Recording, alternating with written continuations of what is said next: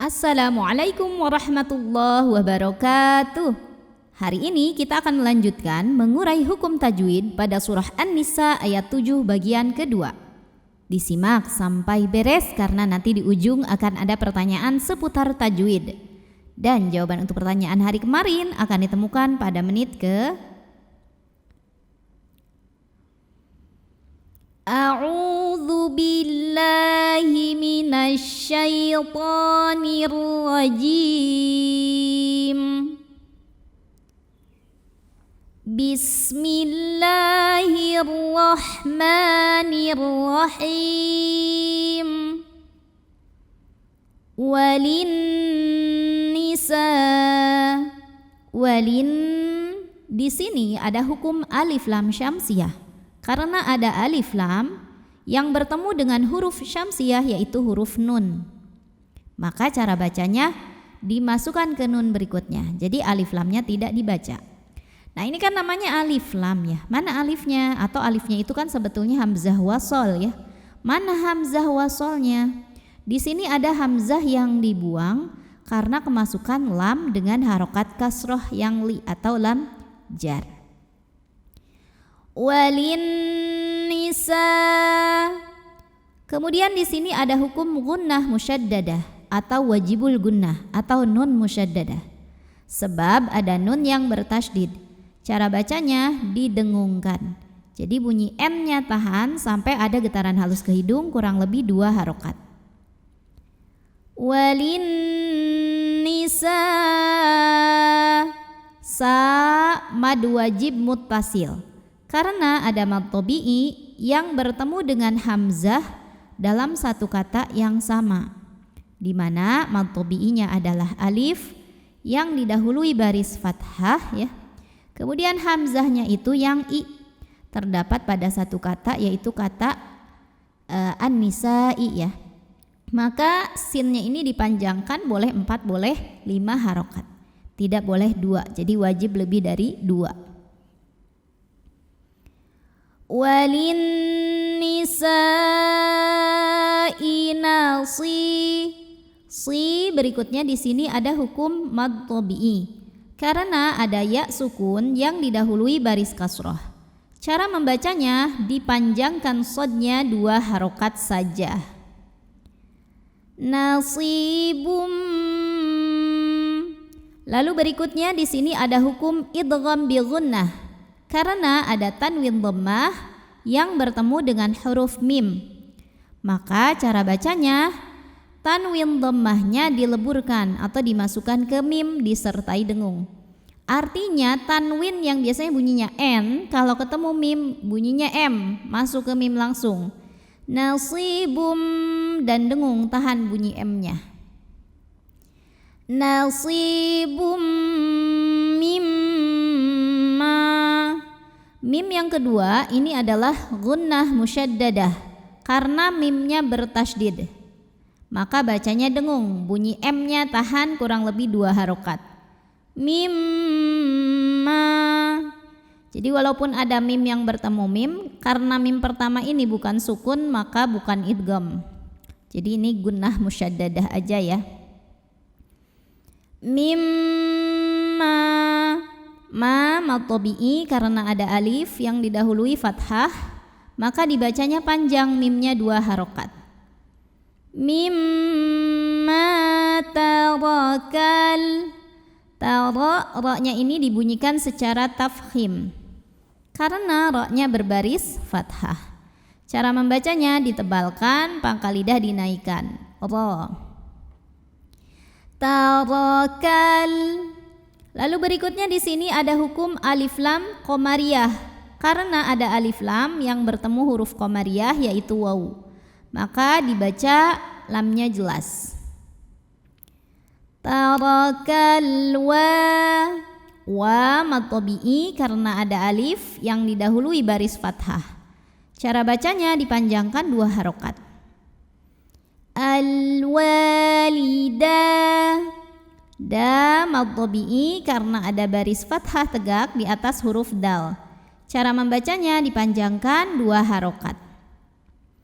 Al-walidani wal Lalu berikutnya di sini ada alif lam qamariyah, karena ada alif lam yang bertemu huruf qamariyah yaitu hamzah. Maka cara bacanya, lam sukun ini dibunyikan dengan jelas ya. Lamnya jelas. Wal aq. Lalu berikutnya ada hukum qalqalah sughra ya. Karena ada huruf qalqalah yaitu qaf yang sukunnya sukun asli dan ada di tengah bacaan. Maka dibacanya dipantulkan dengan pantulan yang kecil dan dialirkan. Nah, karena huruf qafnya tebal maka tetap tebal ya dibunyikannya. Wal aqrabu. Huruf ra dibunyikan secara tafkhim karena ra-nya ini berbaris di atas, barisnya fathah. Maka dibacanya tebal, pangkal lidah dinaikkan. Wal aqrabu. Bu mad tabi'i karena ada waw sukun yang didahului baris dhammah. Cara membacanya dipanjangkan ba-nya ini 2 harokat. Wal aqrabuna mimma. Ini juga hati-hati ya, walaupun mimnya ketemu mim tapi mim pertama bukan sukun, jadi bukan hukum idgham, melainkan ini mimnya itu gunnah musyaddadah karena mimnya bertasydid. Cara bacanya dengung, tahan bunyi M-nya 2 harokat. Mimma. Ma mad tabi'i karena ada alif yang didahului baris fathah. Cara bacanya dipanjangkan, mimnya 2 harokat. Mimma qalla. Ada lam tasydid. Hati-hati tidak ada dengung, jadi ini cukup ditekan aja, jangan sampai ditahan. Qalla minhu. Berikutnya ada hukum izhar halqi karena ada nun sukun yang ketemu sama huruf halqi atau huruf tenggorokan yaitu ha. Maka nun sukun ini dibunyikan dengan izhar atau jelas bunyi n-nya ya. Minhu au ada harfulin atau huruf lin karena ada waw sukun yang didahului fathah, maka dibacanya cukup kita lembutkan. Au kathuru. Kemudian ro apabila berhenti dibacanya secara tafkhim. Kenapa? Ro-nya ini kan pasti jadi sukun kalau berhenti. Huruf sebelumnya dhammah ya, barisnya di atas, maka ro-nya tebal. Au kathuru. Dan di atasnya ada tanda waqaf, namanya waqaf al-waqfu aula, artinya berhenti lebih utama. Si mad tabi'i karena ada ya sukun yang didahului kasrah, maka dibaca panjang, shadnya 2 harokat. Nasibam. Berikutnya ada idgham bi gunnah karena ada tanwin fathah yang ketemu dengan huruf mim. Maka tanwin fathah yang biasanya n bunyinya langsung jadi m, jadi masukkan langsung ke huruf mim disertai dengung. Jadi bunyi m yang ditahan di sini. Nasibam mafru. Huruf ra dibunyikan secara tafkhim karena barisnya di atas, maka bacanya tebal, pangkal lidah angkat. Mafru. Ru mad tabi'i karena ada waw sukun yang didahului baris dhammah. Cara bacanya dipanjangkan, ra-nya 2 harokat. Mafruḍa. Ba mad iwad karena ada baris tanwin fathah yang diwaqafkan atau diberhentikan. Maka baris tanwin fathahnya ini diubah jadi baris 1 aja fathah ya, dan dipanjangkan 2 harokat. Dan ini jawaban untuk pertanyaan hari kemarin. A'udzu billahi minasy syaithanir rajim. Bismillahirrahmanirrahim.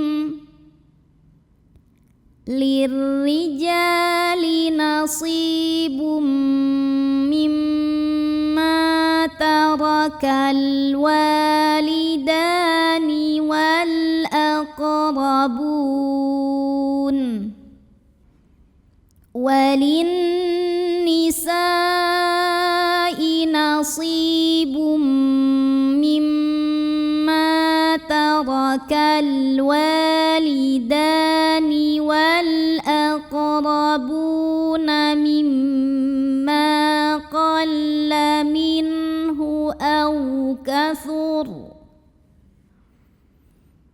nasiban mafruḍa. Pertanyaan untuk hari ini, sebutkan nama hukum tajwid dari huruf ra yang sukun ini ya. Dibaca secara bagaimana, sebabnya apa, dan bagaimana cara membacanya. Shadaqallahul azim. Wassalamualaikum warahmatullahi wabarakatuh.